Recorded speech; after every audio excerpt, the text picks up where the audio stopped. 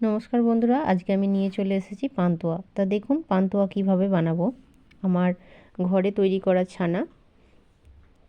ছানাটাকে আমি জল ঝরিয়ে রেখে দিয়েছি ঘন্টা তিনেক মতো। এবার আমি এটাকে ভালো করে মেখে নেব।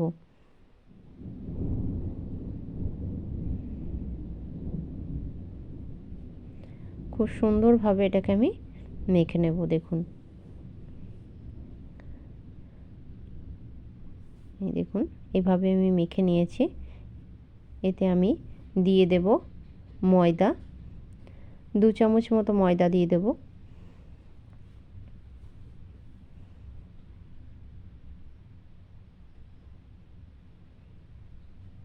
কেউ চাইলে গুঁড়ো দুধও দিতে পারেন।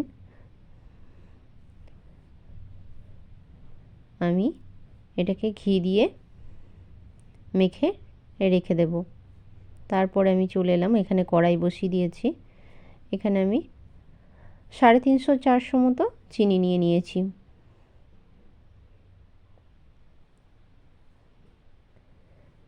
এটা আমি চিনির শিরাটা খুব মোটা করব না, যেহেতু পান্তুয়া তাই এটার রসটা পাতলা হবে।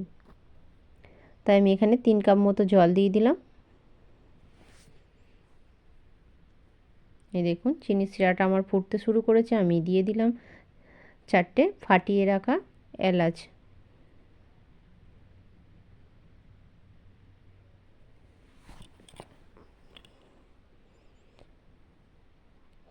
চিনির শিরাটা আমার তৈরি হয়ে গেছে। এবার আমি পান্তুয়াগুলোকে বানিয়ে নেব। এখানে আমি দিয়ে দিলাম কিছুটা পরিমাণ এলাচ গুঁড়ি।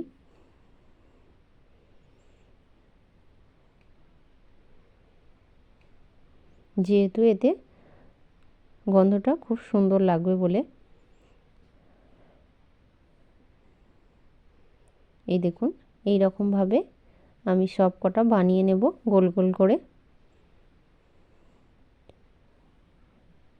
এগুলো গোল লম্বা যেরকম খুশি বানিয়ে নেওয়া যেতে পারে।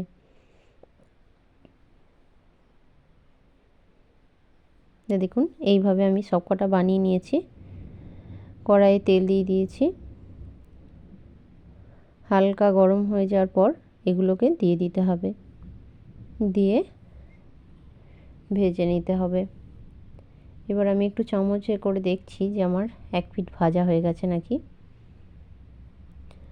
আমার কারেন্টটা চলে যাওয়ার জন্য একটু অসুবিধা হয়ে গেল। এই যে দেখুন এইভাবে ভেজে নিয়েছি।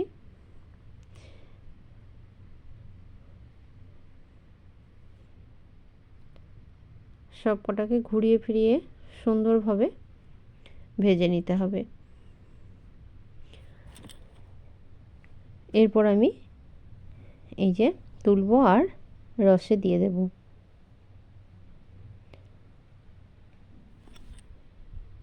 এটা চামচের সাহায্যে তুললে তেলটা থাকবে না, সুন্দরভাবে দেওয়া যাবে। নমস্কার বন্ধুরা।